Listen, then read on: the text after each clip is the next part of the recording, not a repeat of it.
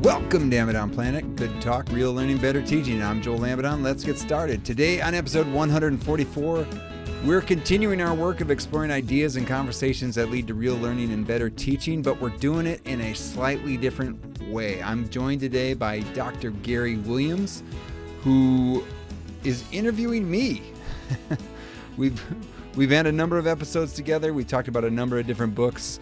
We're talking about the book Hope for Cynics, The Surprising Science of Human Goodness by Jamil Zaki. I had the chance to use the book as a focus for a panel that I was on that we're going to talk about in the episode. And Gary's like, hey, you know, you've been really thinking about this book a lot. How about I interview you?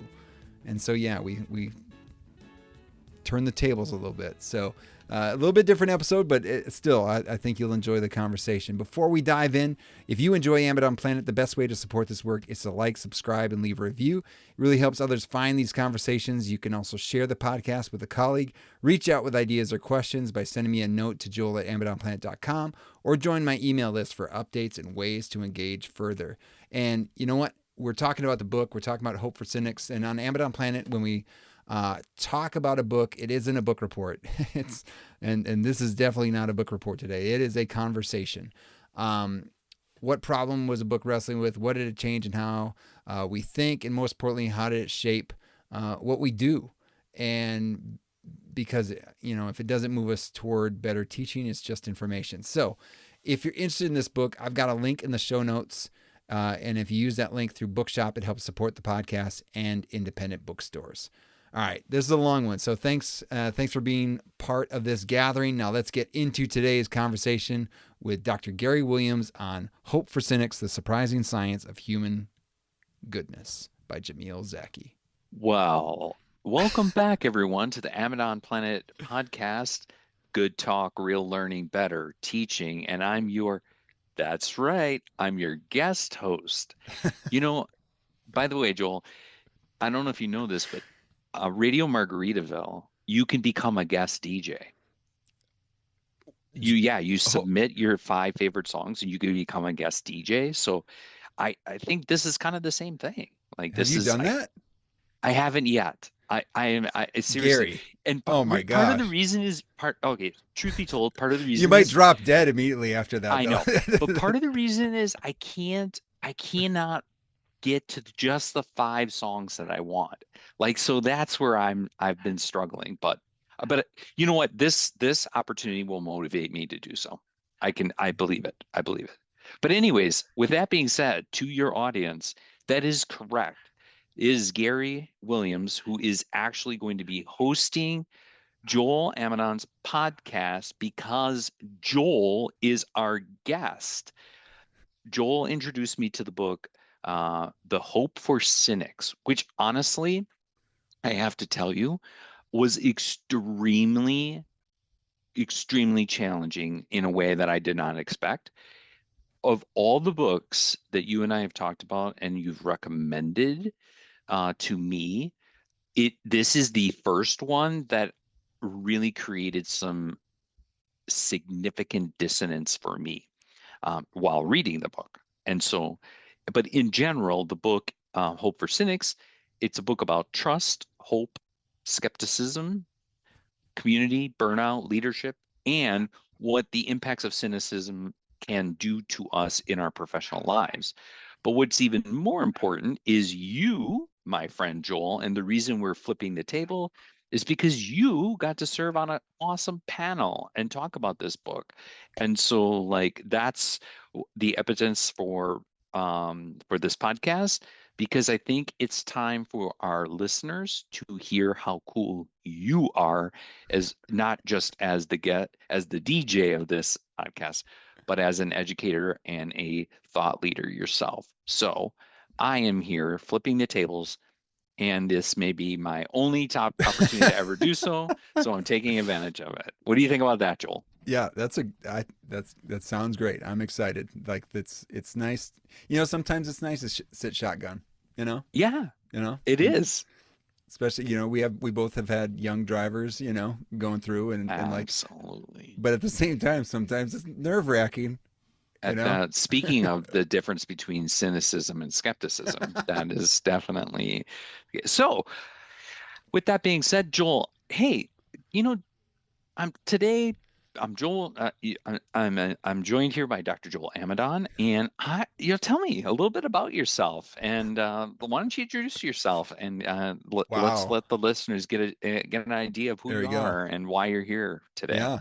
Joel Amidon, professor of teacher education at the University of Mississippi, father of Excellent. three, husband to the better The looking Dr. Amidon, Dr. Catherine I just Amidon. saw that recently. I'm so super excited for her. That's right. Clearly, Dr. Amidon dose in the Amidon household, but yet maybe dose in time and name, but numero uno in the hearts of that's everyone. that's right. That's right. So that's Congratulations, Katie. yep. That's been kind of exciting. Have a dog. Like to take on walks around the neighborhood. Mm. Just came off of sabbatical. Was working on a couple projects. Hopefully, something to announce soon on this channel in the Amidon Planet Ooh. feed. But other than that, just I love teaching teachers and Hmm. teaching math teachers specifically, and get a chance to do that in a lot of different areas here at the University of Mississippi. And it's fun to have a place to work where you get to play a little bit, you know. Mm. And so Yeah. finding different things, and even this venture of podcasting. It's kind of cool. Like the last episode we had on Amy Jackson and Christy Hmm. Livingston to talk about like some of their work on the science of reading. And it's like, one, I get a chance to have a cool conversation with them. Two, I get to learn Yeah. something about what they're doing. And three, I get a chance to share. And so I love doing like that's an example of the kind of stuff I love doing through Yeah. podcasting. And so yeah, we're in the midst of summer. It's hot in Mississippi. It's going to get hotter, and but sometimes it's fun to step inside and have a great conversation with my friend Gary. Absolutely. Absolutely. So, before we jump into the specifics of the book, something that struck me immediately was the idea that was the concept that cynicism often disguises itself in terms of wisdom, Ooh, especially yes, yep, in education and leadership. Now, the book will argue and makes the argument that cynicism makes you feel like you're intelligent, maybe even protective, provocative, yeah, even morally serious. But at the end of the day, over time, um, cynicism is the very thing that can erode trust. It erodes curiosity and relationships, even can even erode the very meaning of learning. And that tension really struck me because I feel like at different periods of time in my own life, um, I've been in this cynicism trap, and really not walking a good line even between cynicism and skepticism. So I'm curious how this book got inserted into your life. yep, And then the panel that you were on, give some context to that yeah, so that we can understand a absolutely, little bit better about how this book became applicable for your work. yeah. So a former colleague at the University of Mississippi, Stacy Britton, is in leadership for the International ICRSME. It's the International Council for Research in Science and Math Education, or consortium or council, one of those two. Anyway, they had they do an in-person conference every year or Mhm. every other year, and then a virtual one. And so for this virtual one, she invited me to be a part of a panel. Okay. Um, and then they used this book as like kind of the central, kind of a focal point Hmm. of that work. And so, given she knew my work like on teaching math as agape and kind of like Ah, more of a kind of a hopeful sort of bent yeah, towards more my work. Yeah, more altruism. yeah. And so it was myself and two other colleagues. I can link to my. I'll link in the show notes to my page that I've Ah, dedicated to this, so you can see. It's been a while since the panel happened, and everything kind of gets flushed out. But two great. One was a science educator from UNC Charlotte, and one was a health educator from Birmingham. Oh, okay, And cool. and so it was a cool panel to be a part of, and we had a Mm-hmm. chance to talk um, several times over before we actually had our panel about kind of what we were thinking, how like this book tied in, gave us a chance to read the book, but chance to think Mm-hmm. about was the content of the book and how does it relate to our work, and then how could we bring that into a conversation together. And it ended up being, I thought, kind of a joyful experience to Really? interact with others Tell me more around. about that. How so? I don't know, it's just getting good people to think about, you know, this idea of hope in a world where it seems like it's being Mm-hmm. crushed out of people a little bit, Ah, and yeah. but then seeing what people are doing and how people are taking action, not only with what we read in the book, but also too in some of the things that, as a health educator coming out of in a Mm, post-pandemic world and thinking yeah, about, okay, how do, sure. what lessons were learned and how can we move forward, and messaging and action, right? And then I believe it's Daniel, as a science educator out of Charlotte, and thinking about how he's using literature and stories in order to help, bring about, some of the things that he's trying to do in the science. And it was just like, one of those things where it's like, wow, cool people are doing cool people are doing cool stuff, Yeah. for a good purpose. And especially when it's related to the STEM field as well. And Oh, it's not just all about, extracting data and AI and kind of the yeah. more dehumanizing. It was more like rehumanizing our field, which uh, I really liked. And so it was a good conversation to be a part of, and I was thankful for the opportunity. It's amazing, both what you just said in terms of science, even health, our media today, right, is just under attack constantly. Yeah, Um, it's almost like the term fake news has become like a normal thing to say. yeah, Um, and and it's been I was as I was reading the book, how did we get here? Like, yeah, how did it happen? Like, I just think about my own growing up in the 80s, 90s, right? Going to school, and I was at a Catholic school and we had nuns. Like, there was none of that. Like, nobody was questioning the textbooks in a way, which in itself, right?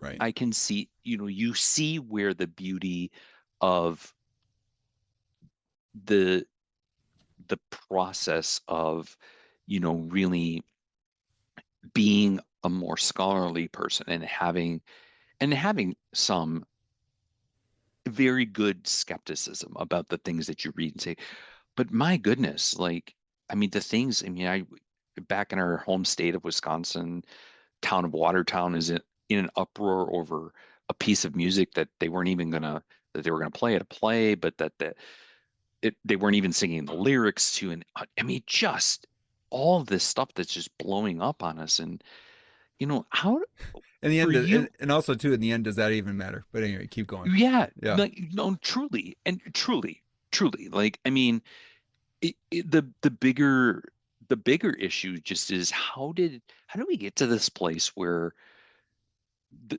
cynicism is actually culturally rewarded mm, over over things like sarcasm, outrage, distrust, like that yeah, became, it sounds smarter and cooler than altruism, hope, agape. yeah. Like, how do you think that happened? How did we get to that Well, place? even too, like thinking about, I was thinking of the counter, like you think about the hope, because given like we're talking about, Yeah. cynicism and skepticism, but then hope, if the hope is the dope, like if you're hope, then you're the dope, sort of thing, Yeah. and and they actually have a nice test in the book where it's like, hey, read these things. Here's a description of two Uh, people. One of them's a cynic and one of yeah. them's hopeful. And then it's like, here are four things. Who can write a good argumentative essay? And in my mind, I'm thinking like, oh, the cynic, right? Like they're going to write the best argumentative essay. And I'm like, why? I mean, why? Why did I think that? Like, but it was like almost automatic, and it's almost like in the book, it's like gotcha, because they knew exactly what Hmm. option you were going to pick, and so sorry, what was even the question? I'm a bad But I guess interviewer. I'm how we got to this place, and then I was, wondering if you've thought through, or your panel discussed like how we even got there, in especially in education. Like, how did we get there? Mm. But then more importantly, like what were some of the themes that emerged from your discussions that you feel are, most applicable, to the people listening today? Yeah, I mean, there's always, just from a math education perspective, like there was like math wars back in the day, right? And like, Really? yeah, different kinds of, Huh. um, it was in the 90s. Yeah. So like the standards in 1989 come out. You're going to get a little Mm. history lesson here. Standards in 1989 come out, and they were very progressive. Like, you know, the and as NCTM came out, like, hey, here's the math that matters. And it was like, whoa, this is way different than what we're being taught in schools, where it's very conceptual versus procedural, right? Okay. Because, we can execute algorithms all day, but it's like, do you actually understand why when you multiply a 2 digit number by a 2 digit number, you move over, and like, Oh, yeah. some teachers couldn't explain why you did that, right? And, Interesting. and so I like, still, by the way, just so I, and I know this is partly why you've allowed me into this podcast world for you, because I yeah, still do long math. yeah, hey, I still do it it's all to good. this day. Yeah. And I see some on the talkie ticky The, stuff. I the see talk, on the talk ticky, I see the way they're teaching math now, and I'm like, oh man. I right. was And like, it's the lead more conceptual understanding, so like, yeah, do kids actually understand what you're doing? And then like, you know, and obviously, and then you see it on social media. It'd be like, what yeah. the heck are they doing? They're I not. know, I Why don't know. you just stack the two numbers? Well, again, some people don't even know what that is, and so like, an area model, for example, is a great way to show where Hmm. you can show like, hey, here's the hundreds place, the tens place, the ones place, the hundred place, Yeah, and you can see like, hey, the hundreds by the hundreds, and you can see there's all the hundred, there's all the zeros, there's all the place value, and you can kind of see it broken down. Yeah, eventually you teach them to do the standard algorithm because it is efficient. It is efficient and it still works. yeah, Like, as you can say, like, you keep doing it. I But do. before you do that, how do you make sure that the sense making is there, that you can attach to it, right? Or the bet you can understand this one, like with divided by a fraction. Flip, multiply, and don't ask why. People say that. Flip, multiply. Oh. Now, again, that could be a good way to remember a way to do it. But then in the Hmm. end, like, why does that work?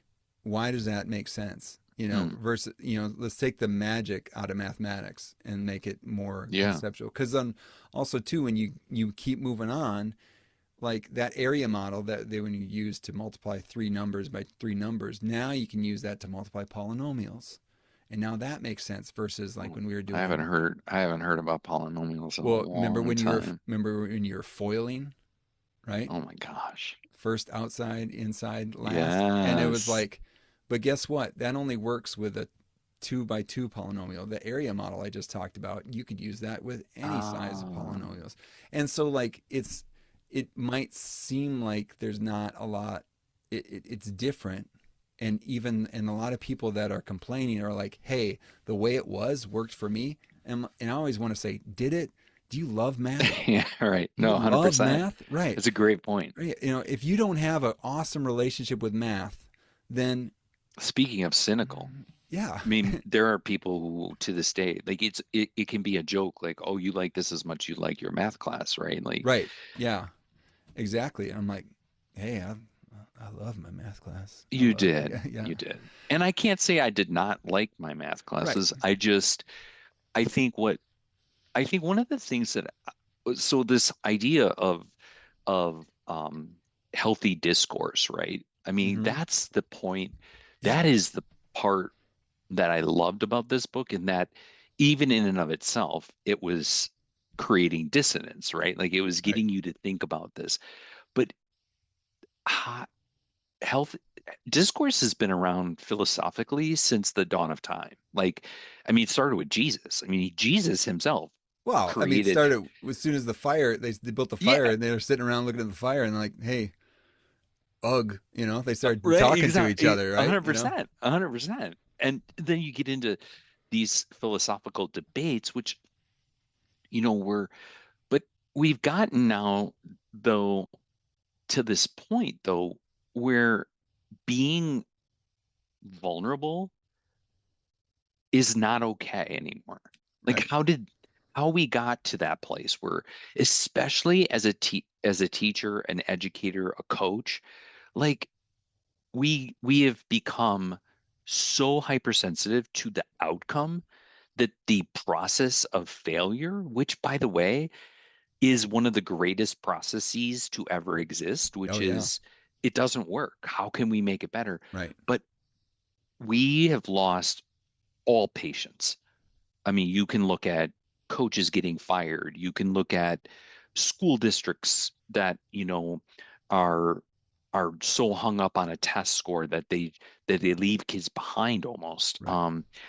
You know, it, that now there is a difference, agreed, that repeated disappointment or exhaustion, right? There comes a point to that. But the very nature of even just failure is fundamental to our bodies. The only way that I can get when I go for my run, right? The only way I can get stronger is by pushing my body to a limit that it doesn't want to be at. But I just feel like I've had this conversation with a couple colleagues is that threshold of either emotional or physical pain is really challenged Yeah. today Yeah. because of this fear that somebody is going to come out of left field very cynically, put you down, and then the next thing you know, like it's not even worth arguing with them anymore. It's not even worth having the conversation, which is completely sad. Yeah. Yeah. No, I agree. Um, so I think I don't know. I guess that's kind of why this book spoke to me is because I see that. I mean, I see that, and I also see, but also, I'm, I think I'm a farmer of hope. And when you think Hmm. about developing teachers, right? You Yep. know, like that's like I'm trying, you know, not only thinking about my students in front of me, but the students of those students, right? Yes. And so, like,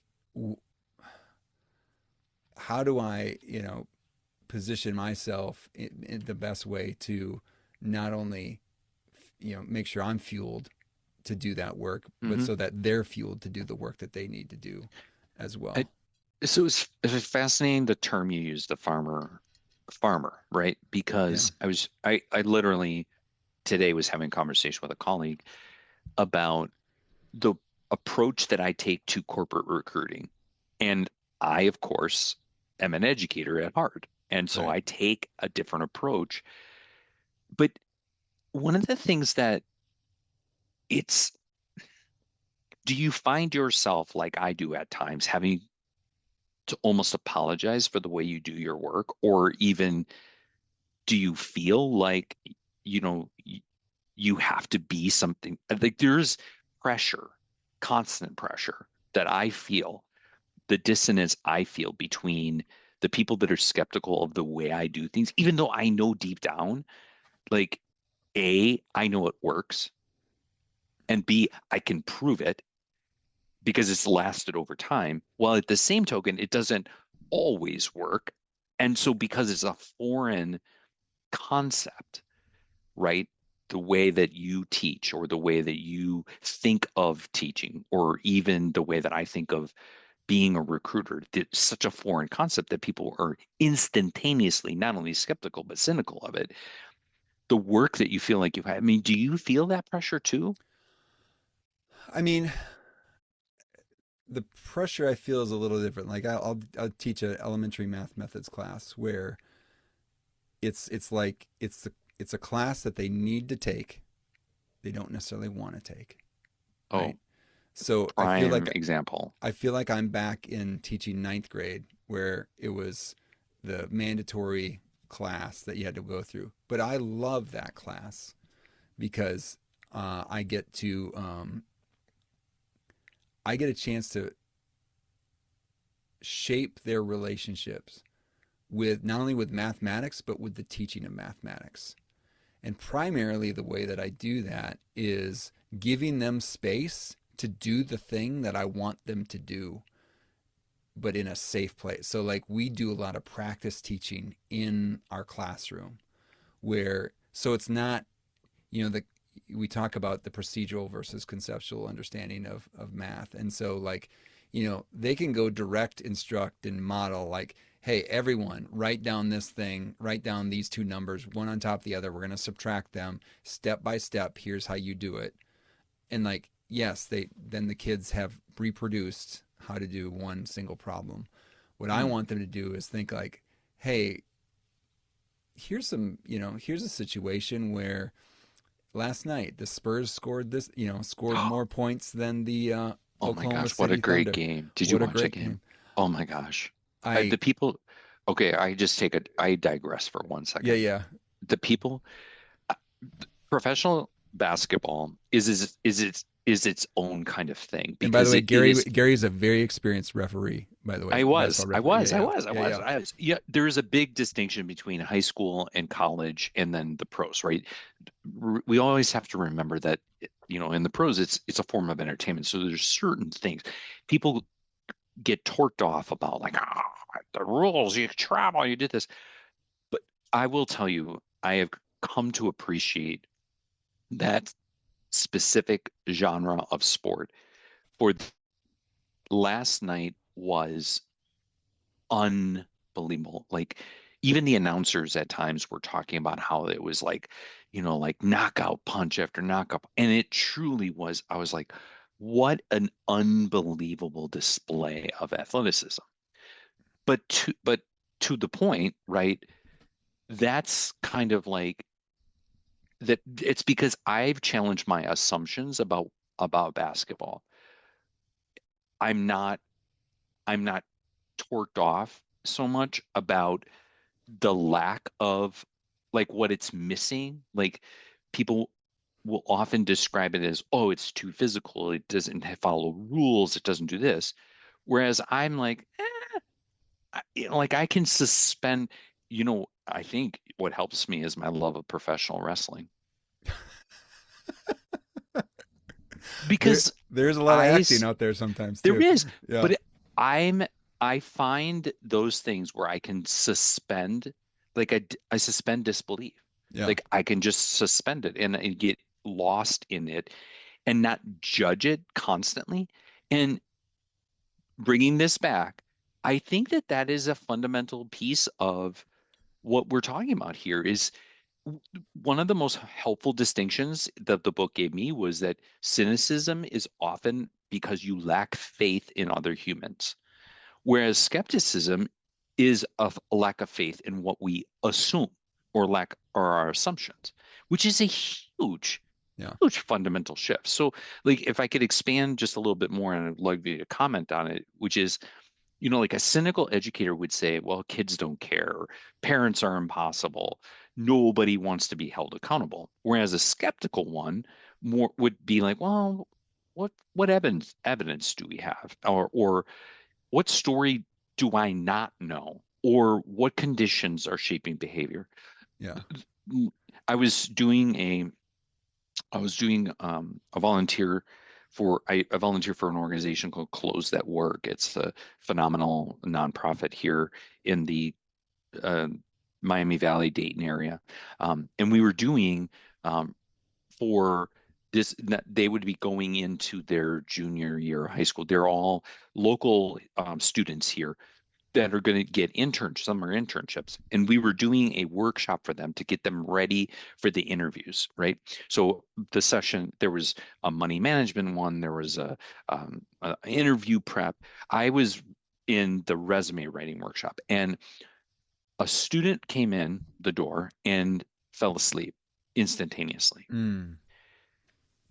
And I can tell you for fact, the 10 years ago Gary would not only would have approached it differently, but would have thought differently than the today Gary. We don't have to get into why the today Gary, we've talked about that before. Well, time out, time out. Okay, so that's a But great scenario. that is a great scenario. So the hopeful skeptic, and I have this as a quote, has a love for humanity and a precise, curious mind. So what do you think I thought? So what do you do, right? And so I'm like, he doesn't. So the cynic might say The cynic doesn't care, doesn't wasting care, my time. He's waste, trying yeah, to precisely. blah blah blah. Versus the hopeful skeptic, my belief is like, this kid doesn't want to fall asleep. He doesn't want to No, doesn't want to make a bad impression, but maybe but also too might have emotions about an internship and scariness and like doesn't know how to deal with it, and maybe the best thing to do is to shut down, and so or was up really late or last up night really late, like, and so because he had to go to work oh yeah, yeah, there you go, yeah, because his family, and he just wasn't feeling well. yeah. Or could have been, hey, the mom or dad had to work and had they were on kid duty, but Yep. one of the kids was sick the night before. And like all these other things that could come to your mind, but like, Yes. and so a love for humanity, a precise, curious mind, and so approaching like, hey, is everything okay? Hmm. Like, how are you? What can I do for you? How can I help you with, and just like trying to have a curiosity and not an accusatory stance Okay. towards Okay, that but human being. don't you feel the pressure though? I feel pressure. I know I've felt that pressure, especially in an educational setting, to be like waiting for the next story to tell about your student or your athlete. Mm. Well, Like it's almost as if you're waiting, and I still like I've been out of education now. I don't know, I think it's coming out in like 5 years or whatever. Um, and we have the friends that we still maintain, they're educators. And yeah, it's scary, Joel, that every time we go to happy hour, all they are constantly talking store shop, yeah, yeah, constantly talking about stories about the kids in their school, the teachers, the parents. They can't let on a yeah, Friday night in the middle of nowhere, Ohio, we can't let it go. yeah. Versus from my perspective, and this might be a slightly different layers to the job, right? Every move I make in my classroom, I'm thinking these are, I want it to be an example for what they do with Mm, their kids, right? And hmm. so, like, I always use the example. So my motto is, I want to lead people to love others through teaching. Lead people to love Hmm. others through teaching. So I always use the example on the first day. Someone comes in late, right? Not only that, they came in late with a coffee. Okay, Hmm. big one, with one of Big one. all the different pumps and foam While I and just opened my Diet Mountain Dew, exactly. just so you know. That was not a malted beverage. That's right. That's right. Y'all can't see us. I was on video and I did Yeah, mute myself it while I is the cracked afternoon. open. You're in Eastern I time zone. am. You're Oh, It's yes. 5 o'clock It's fine. somewhere. Oh, one of my uh, favorite. yeah, That's a beautiful song. you put that on the list. There you go. No, it's not. No. Okay. Anyway, so like so kid comes in late. All right, so now this person did not want to be late for the first day of class. I know it. Like that's my assumption, right? Is that they did not want to be late. But they also like, hey, let's celebrate the first day of school, right? And like Hmm. want to get my favorite drink, my good luck drink first, so like, and I also know that parking is a mad, like all the different things that could happen, or like did not know where Hmm. the room was, or Sure. oh, I thought it was here, it could have been there, and like, or they picked somebody up too on the way, and they caused the thing, or there was some whatever, all the different things that could happen that could allow. I'm gonna be like, hey, you're here, welcome, here's your seat, Here's your name 10. You know, like, yes, you missed a couple things. You have a table here of folks. They're going to catch you up with what you missed. If you have any questions later, let's talk, and then let's get back into it, you know? And so trying to even think like, okay, because what does that translate to the kid that comes in late on the first day of school, right? You know, or the kid that's never been to the school, the kid that, you know, maybe doesn't speak English as a first language and like has just told to go down the hall, you know, like Mm-hmm. all these sorts of things. And like, how do you be the welcome place that this person can come to? And now, because you're developing the relationship in order for them to help develop a relationship with the content that you're going to teach, you know, and that Mm-hmm. love of humanity with a precise, curious mind. Yeah, maybe if you they keep coming in late with that coffee drink, like, man, how, you doing mobile order on that? Like, how can we get a little bit, you Yeah. know? And then so yeah, there could be stuff to talk about in the future. I'm not going to forget that. And just ignore it all the time, but it becomes part of the relationship that we're developing, right? And so I just, you know, there's a line at the beginning. It's on the first page of the book. It's the last line on the first page of the book. It says, "There is good in us, and it does good for us." Mm-hmm. And the thing is, then you also have to believe that for others as well. And what's fascinating about this discussion is that it is really connected to the Mel Robbins discussion that we had, which is on the flip side, Joel, what if that person doesn't care and just comes in late? Like, what if they don't care and they just come in late? And at the end of the day, you know, rather than make a story or example out of them, it's like, okay, let them. Right. Let them, because I'm going to, like, if I can't influence them Yeah. to think that it is appropriate, my sarcasm, my poking fun at them, even whatever. I mean, at some level, right? Like, why am I letting that even get into my brain? Because at the end of the day, right, can you really influence and control it? Well, if you could, you would. And nine times out of 10, the only way to influence and control it that's going to be lasting is because of something emotionally positive as opposed to something negative, Yeah. a negative repercussion. Yeah. I don't know. Like, I don't remember the times, well, I do kind of, because they were now funny. The times I had to stay after school to pound erasers, right, from the nuns. But I mean, like, I do remember the times where I failed and somebody used an alternative means to teach me a lesson.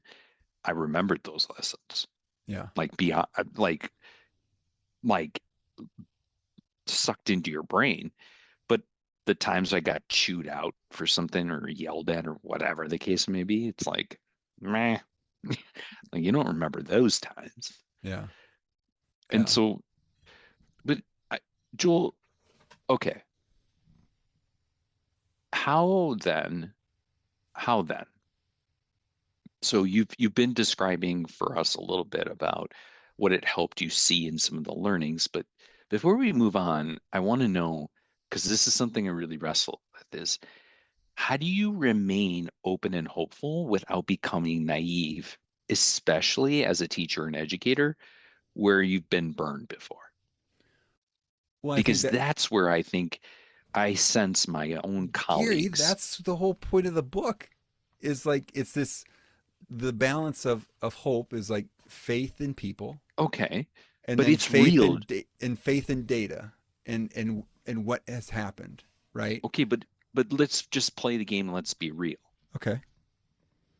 How many people listening today are probably sucked into the same stories that I'm talking about at happy hour about all the crap they go through versus the joy that they experience, or they can't even see the joy. Okay, let's go back to let them let me, right? So Hmm. let them do that, but let Yep. me model something different, you know? Okay. Yep. And I think that there is something about that. Like how do you in how do you influence the conversation, right? And Hmm. also too, like that's the whole point of reading a book like this is to offer a different perspective and then to be like, okay, how do I as an individual move out into the world with this perspective in order to influence some of that? Cuz But yeah, Joel, it's I don't have time to read. I'm so busy. I don't have time to read, that's and why I we have don't. a podcast here. No doubt.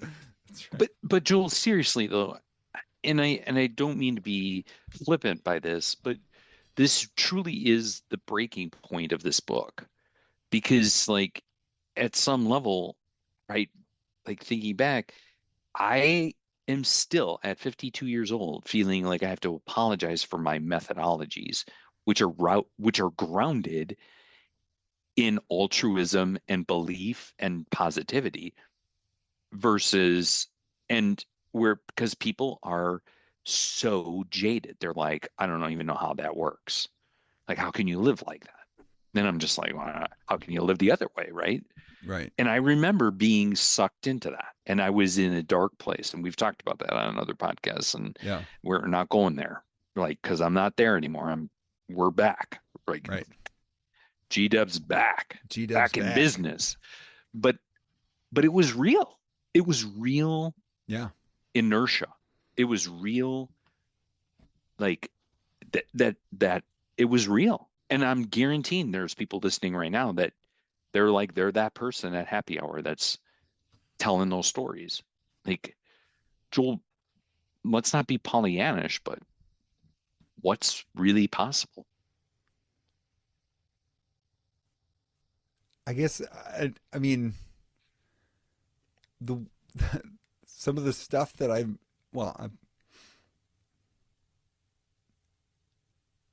anything anything is possible. Anyway, as we're going to Kevin Darnett, going to NBA, I think anything is possible. But what I mean, the argument of the book is that this faith in others actually plays out in results. It's when Yes. people like, give, take versus Hmm. people are generous, right? People Hmm. and it's like it's challenging, and I think this is it, the challenging of assumptions about others, or the fact that if you're gonna do good for others, that people are just Hmm. gonna the people are just all gonna take advantage of that, right? um You know, but that's gonna be like then we're just gonna be competing to the bottom, right? And and yeah, I think that there's some things that are out there that are that are encouraging people to not not give and not of themselves and others. It's mhm. like a greedy society. Like there is a lot of greed out there. There is. I'm not denying that, but I also know that there's a lot of generosity, right? And there's a lot of things that I think that when you see some of the things that I don't know, I get a chance to see a lot of teachers, and maybe I'm seeing some different teachers where looking at the things that they're doing for the benefit of their kids that they get a chance to influence on a daily basis. It's pretty amazing. Or else teachers that are looking forward to that next school year, even though the tough school year, but then like the tears that are happening Hmm. from the kids that they just had come through, like, and then they're gonna miss them as they keep moving on. So like I don't know, like there's something about the power of hope, Hmm. right? The Hmm. power of hope. And then also too, just that those some of those differences, and they talk about like the beliefs and the values, and challenging your values or challenging your beliefs, but still holding on to your values, Mm.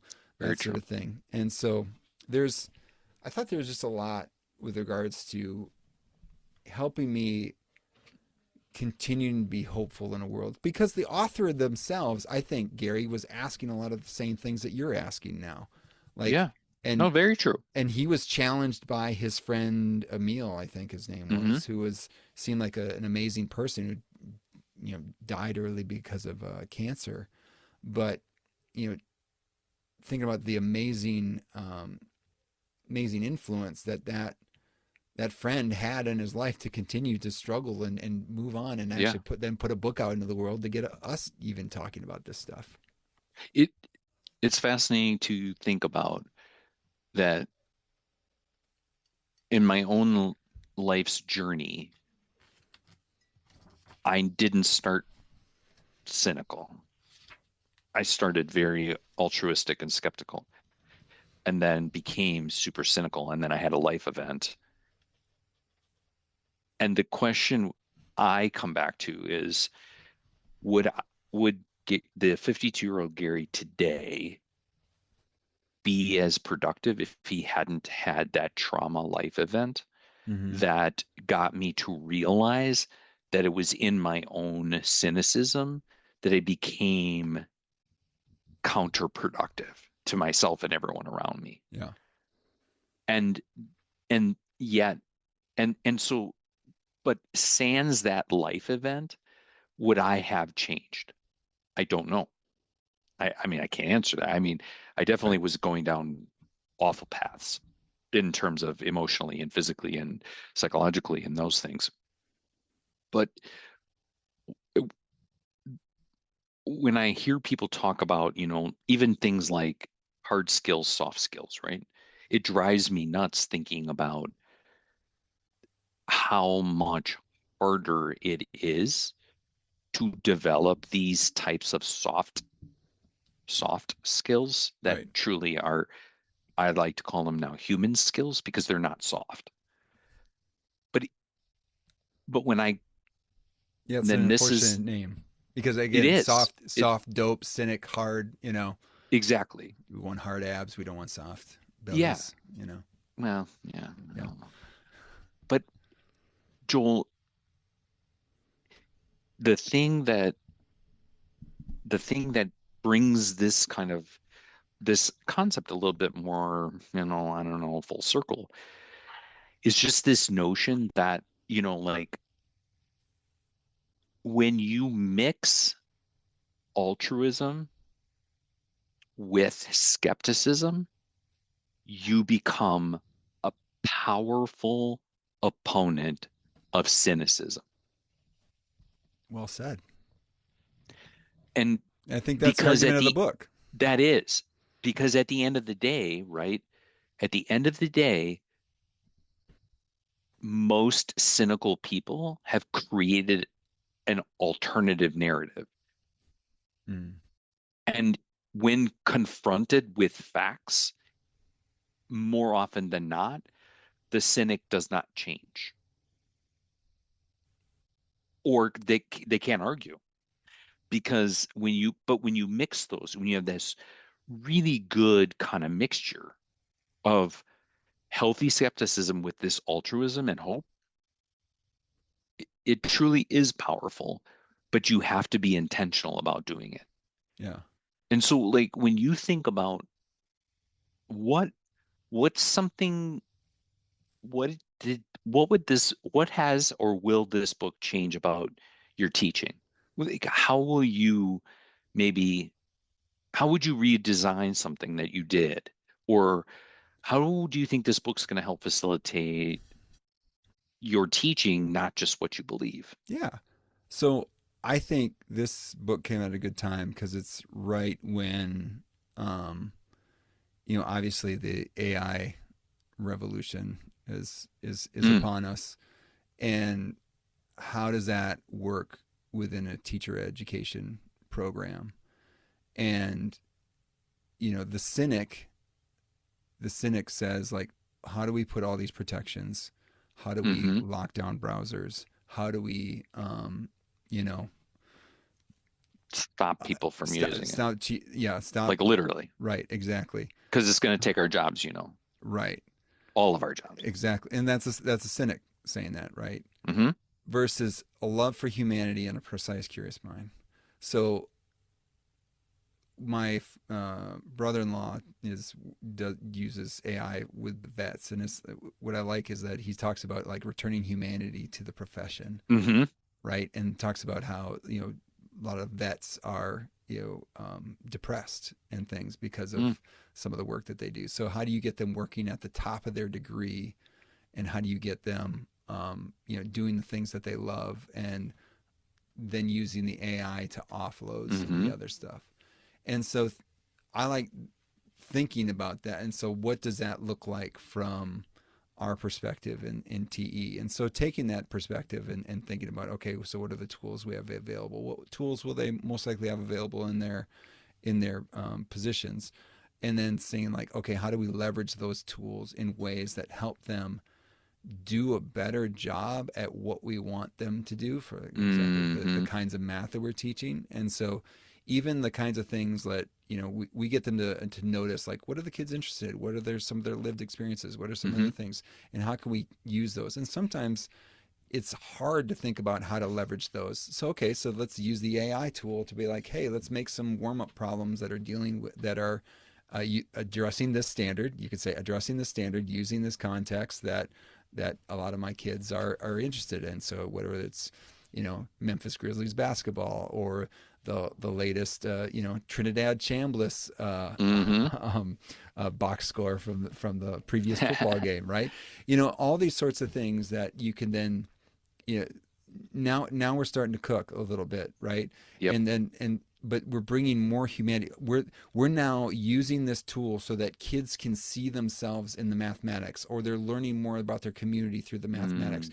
That's more humanity, right? Hmm. And so, and then think about, okay, well, precise, curious mind. How else can we use it? How else could we be doing this better in the world? Like, what are some, maybe some higher level or higher order questioning that skills? Like, what are some questions that we should be anticipating? All right, maybe let's leverage the tool that way. Yeah. And so now we're developing, skills that help get at the kind of teaching that we want them to do, but then also to adapting to the who and where they're teaching.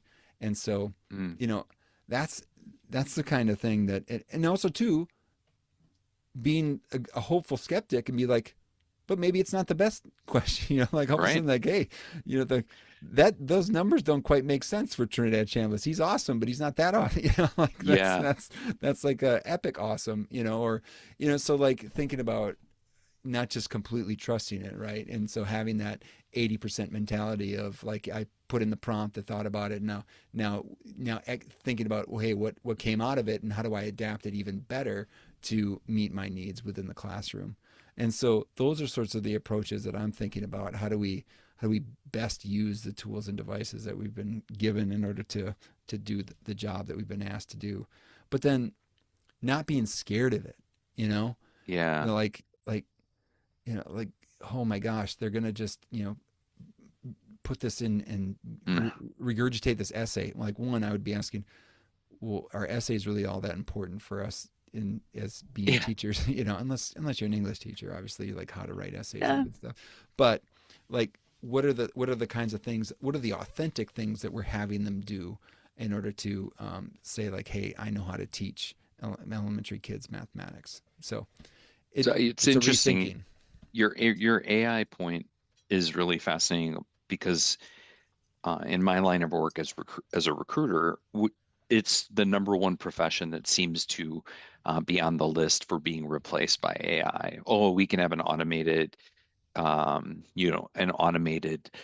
recruiter that is going to basically get rid of people. And I laugh because I think to myself like, well, if what we do is only transactional in nature, then yeah, you're going to get replaced.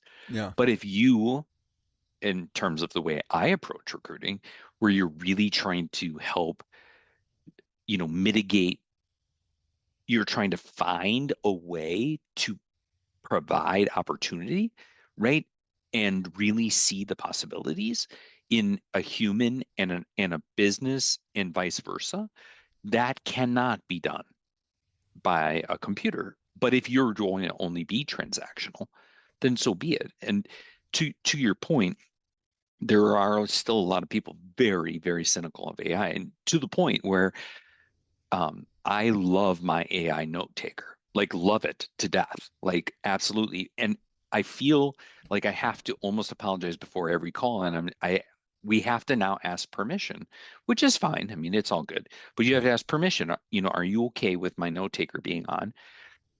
But I always preface it by saying because I am a much better listener and interviewer when my note taker is on because I'm not worried about what I might forget.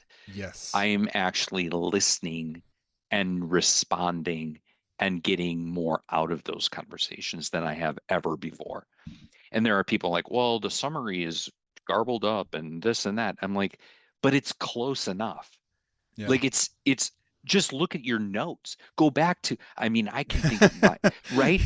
Go Yeah. back to if I went back to my chemistry notes, it's no wonder I got a C in organic too, because like my notes were like, I was half falling asleep. I'm like, "Wah," like, okay, fine. It's not perfect, but do you need it to be perfect? Right. Like, why do you need it to be perfect? I mean, we've seen that thing on Facebook or social, whatever it used to get sent, where remember where like they would write a paragraph and all the words would be kind of mixed Yeah. around, Yeah. but Yeah. you'd know it by just that's the point. The Yeah. point is it doesn't have to be perfect. I don't Right. need it to be perfect. I just needed to remind me of the gist of why I was doing this in the first place. What a powerful way to think about the difference between the skeptical approach of AI versus the cynical one. Yeah. Well, and the hopeful skeptic, when invite, like the cynic says, "Why do you need that?" Like versus the hopeful skeptic, Oh, like would be like, "Huh, Gary, why does that help you?" Like, oh and I'm yeah. curious, like because also too maybe like they haven't considered like how they are not turning on that function. I mean, I have that in my Zoom, and I'm not a very good user of it, but Oh, I probably should be, you should. I'm and this telling you. is, I mean, what you're saying is even think about what you just said, Gary. I'm getting excited now. Like Ah, you were able to use you're now able to use that tool to be more present more present, in the more conversation, human. more human. Exactly. And I think that's the whole point. Is like if it should be leading towards more humanity and more presence. Hmm. And the you we're both on LinkedIn, and you see some of the kind of it's. I mean, LinkedIn is seems it is more professional, but there's braggadociousness Oh and yeah. like how much you making and millions of dollars, and like let me tell you how you could never pay tax, and like you know what, I like parks and roads and stuff. I don't mind paying taxes. You know Yeah. what? No, I, I like the schools that I'm given. I'll pay my taxes, and it's just like yeah.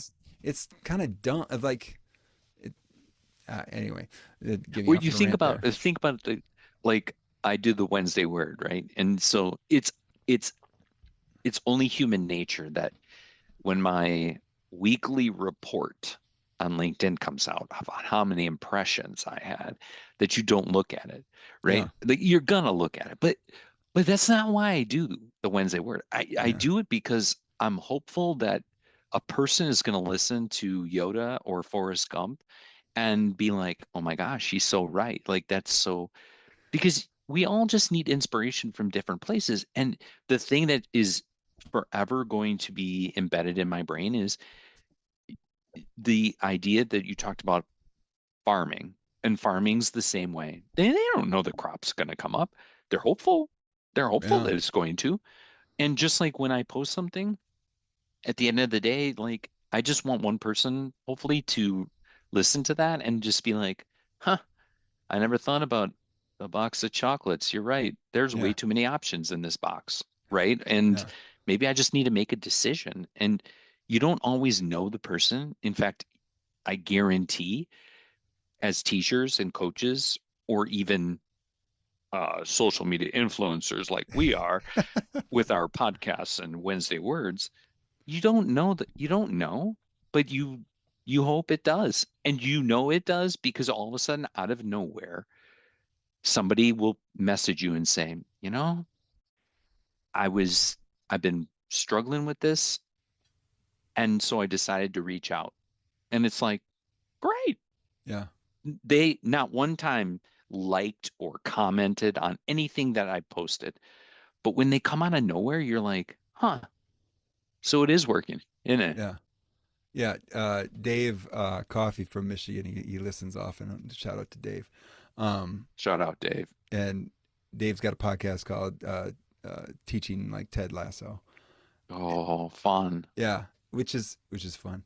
And like whenever he sends a note every now and then, and I just love it, and it just it fires me up because there's a lot of like nameless people Yeah. behind the numbers, but then you get that from Dave. So I appreciate anyone that provides feedback. Joel at Yeah. amidonplanet.com. Send a message. But the I mean, because like recording a podcast and pushing publish, there's a lot of hope in that, right? That somebody's going to get some Yeah. value other than, this is a great conversation. Um, It and is. I know I'm getting a lot of value out of it. And you're like, I hope somebody else does too. Yeah. And I so, agree. like having that sort of, that pre-existing stance towards, I think that this is going to provide value into the world, right? This action and this thing, but I don't know for sure.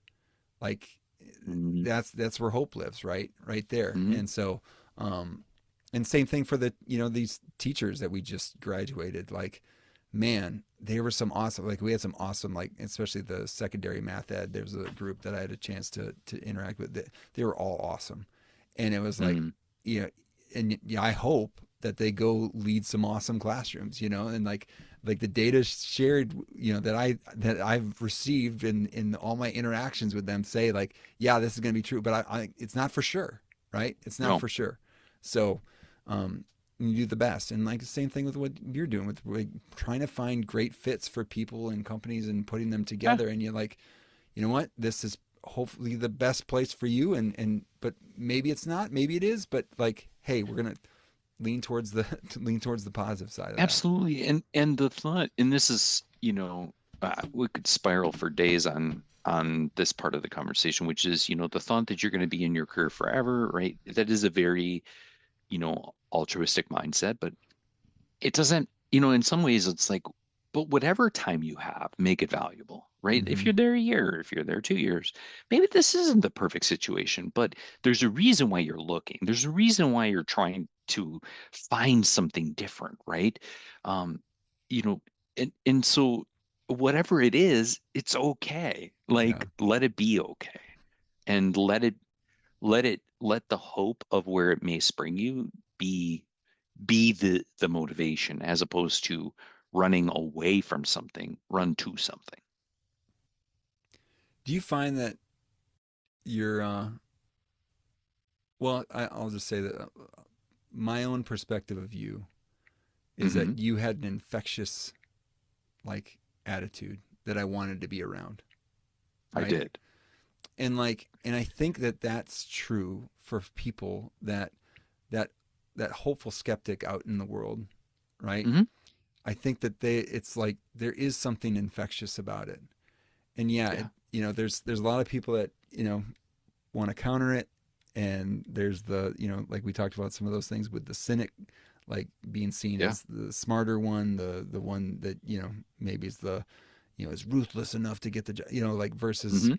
but I still think that like when it comes to it, like they're like, yeah, that guy, that girl, Agreed. I want to be around that. That is the number one thing that I come back to, which is I think about my own journey in that way, and that is, you know, when I lost that spark, when I lost that intangible, was the day that, I lost my sense of self, right? And now that I've recaptured that, like, you know, I know that the people around me literally think I'm crazy, but I'm like, I'm not giving up on this. I just closed a job today. It took 75 days, which for in normal circles probably should have taken 2 weeks or 30 days. But I just wouldn't give up. I wouldn't give up on the client and I didn't give up on the person. Mm, Whereas a lot of recruiters would have begged, as soon as they knew they weren't going to make money on it, they would have bagged, right? They would have bagged. I think my other self, even just recently, would have bagged. But the hopeful cynic was like, no, there's something here. I know there's something here. And sure enough, it took me 74 days, but I closed the deal. And maybe, but at no point did I sacrifice other deals because of this. Yeah. But I would not give up on this. And so I found a win when many people would have written it off as a loss. And that's the moral of the story. Like, how can you find the win when when society is telling you, you're you're in a losing battle? Because that I just don't believe it sometimes. Yeah. Okay, so where do you put this book? Is it is it always going to be on your bookshelf? Is this a flyby?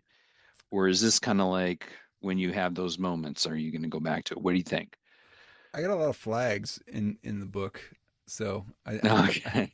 I know it's gonna I know it's gonna be it's going on the shelf. It'll go on the shelf in the living room for now, and Okay. because I want to be able to see it, right?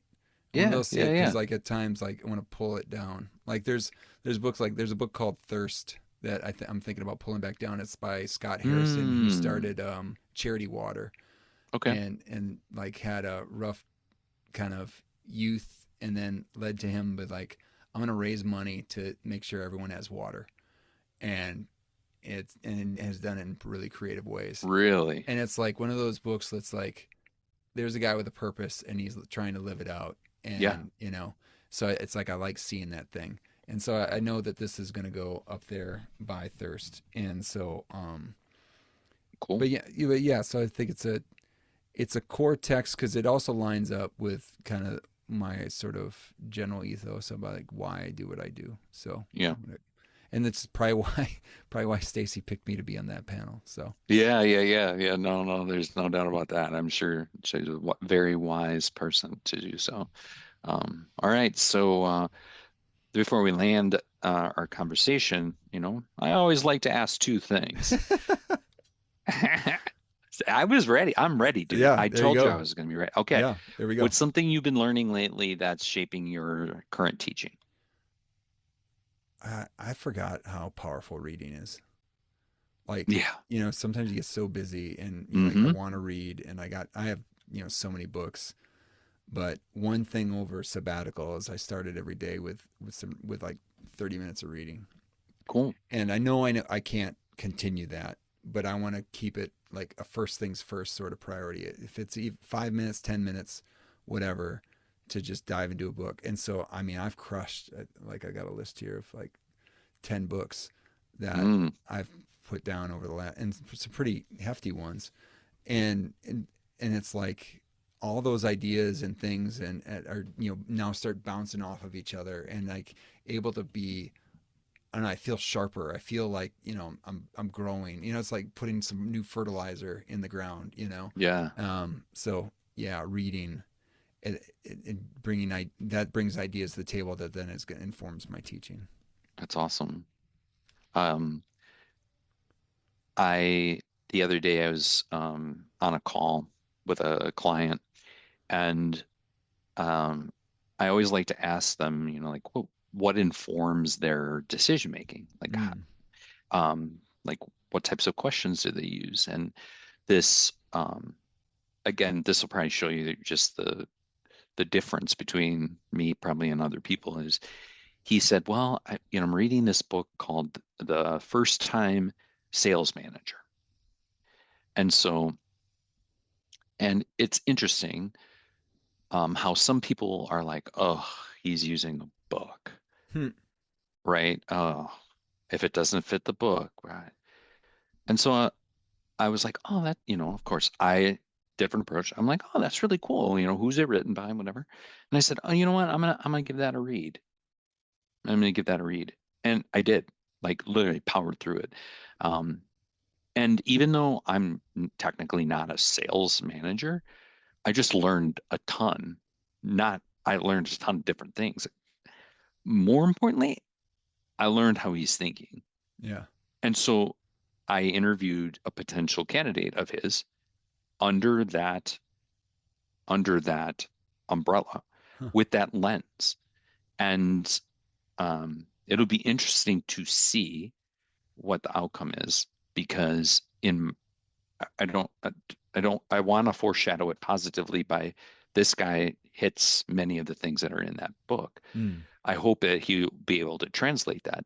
But what it's going to teach me is does he really is this hiring manager really good on this book? Like does he really Yeah. believe it or not? Yeah. Because that's the catch, right? That's how I've been able to turn a cynical person to combat a cynical person, which is like, okay, well, I'm gonna read your book Yeah. and I'm gonna do what your book says. Yeah. Are you doing what your book says? And it's amazing because then it gives you a real insight into like, okay, well, this was worth it, or either way, it's worth it Right. because you're proving to yourself that either they are what they say they are or they're not, and then you can decide, do I want to work with this person or not? But Right. you know, but it is, it's because of that what you just described, which is at the heart, you can't do that unless you're willing to read and just put yourself in that uncomfortable reading place. Yeah. All right. So, what piece of media, book, film, anything, has been meaningful enough that you'd actually put in someone else's hands Okay. right This now? this would be a unique person. I'll say that. If like Mm. because lately I've just been into film, like media, like and like Yeah. physical like Blu-rays we get into, but Oh, then also like old shut the front school. door. Yeah, yeah, Really? yeah, absolutely. Yeah, I got a lot of them. I bet. A ridiculous amount of them, actually. And one of them I got because in this is some podcasts about others that are into it as well, and getting the movie Seven Samurai. Have you heard of Seven Samurai? I know. Sorry. Awesome. So Seven Samurai by Akira Kurosawa. It's like in the 1950s. It's got this actor Mifune in it, and it is like if you've ever seen The Magnificent Seven, same. It's basically the Mm. same movie. But Okay. any sort of team up movie, it was the first Yes. time like there's like these seven samurai that are coming, but each of them had a unique personality, unique gifts and things to bring to the Oh. team. It's like Ocean's 11, right? Like, Yeah, yeah, you know, yeah, that sort yeah. of any sort of thing like that. We got to get the group together, you know, Avenger, you know, like all those sorts of things. Yeah. Like you see it if you watch this film, you're like, oh my gosh, this is like that. And then but the actor Mifune in it, who is like the kind of the Japanese Denzel Washington, he's just like this amazing action actor. He's got awesome That's like cool. facial stuff, but it's all in Japanese. It's all in you know, I got subtitles, but it's funny. It's got a lot of action in it. You know, it's got the hey, let's make the plan, make the cities because there's the raiders are coming and we got to defend it. And so it's beautiful. Um, but it's someone who has to appreciate cinema that I would put it in their hands. But Mm. it's like it's one of the things that my kids and my family, Katie, will laugh about that I like my samurai films. But I do. I really enjoy it. It was one of those things like it was never on my radar. Never something I would have picked up. Heard about Interesting. someone buying it in multiple editions, like VHS and Laserdisc and Blu-ray, and now it's in 4K too. I've just got the Blu-ray, but it's fun. It's fun to Mm. explore that, and then also too, you feel like you're getting a little cheat code on society. Like, oh, that that informed is why I Mm. like these things later. All came from here, right? So it's like you're seeing Yeah. you're cracking the DNA a little bit. So Seven Hmm. Samurai by Akira Kurosawa. That's very cool. Yeah. Well, So Joel, if people want to keep learning with you, where should they look? hey, they should go to AmazonPlanet.com. They can send me a note to Joel at AmazonPlanet.com. I like to respond to messages, I like to talk about them in the mailbag part of the podcast. They can also join the email list. If you go to AmazonPlanet.com, there's a bunch of buttons around there. You can hit join the email list. So Yeah, that's good. And also, I'm at the University of Mississippi. So if you're interested in becoming a teacher or teacher education or collaborating on something, hey, hit me up there. Always be recruiting. Uh, That's been A- a philosophy my whole life. Always ABR. be selling, Yeah. always be closing. ABC, ABC, ABC, baby. ABC. Well, this has been an absolute joy. You know probably more than anything that as the host is with the mostest usually for me, it's hard, but this was I was it's always hard for me not to talk or want to have something to say. I hope that What? um yeah, I know you find that hard to Yeah. believe, but very intentionally this is why I was excited because I knew you were excited about this book. And I knew that this mattered to you and that mattered to me. And this was a great exercise in being not cynical about myself, but skeptical in my Oh, ability to actually facilitate a conversation rather than try to own the conversation. And so thank you for giving me this amazing opportunity. well, thank you, Gary. I appreciate it. So this has been the Amazon Planet Podcast. Good talk, real learning, better teaching. And I think at the end, this book reminds us that hope isn't about pretending that everything is just going to be okay. Hope is actually choosing to believe people are more than their worst moments and teaching as though that is true. All right, there's there's Gary's conversation with me on the book Hope for Cynics: The Surprising Science of Human Goodness. Before we wrap up, here's a question to carry with you this week, a little reflection question, maybe it's to ask somebody else as you're walking forward and thinking about this work. Are you a hopeful cynic? Right? Are you someone that has a love for humanity, a asset based perspective of humanity, but still have a precise and curious mind? Right? And if not, why not? Just something to think about. And something, it's a question I challenge myself too, because I'm trying to be that hopeful skeptic, right? Not just hopeful in a, just a wish, a hope, and a dream, right? But hopeful with reasoning behind it. And so I really like that.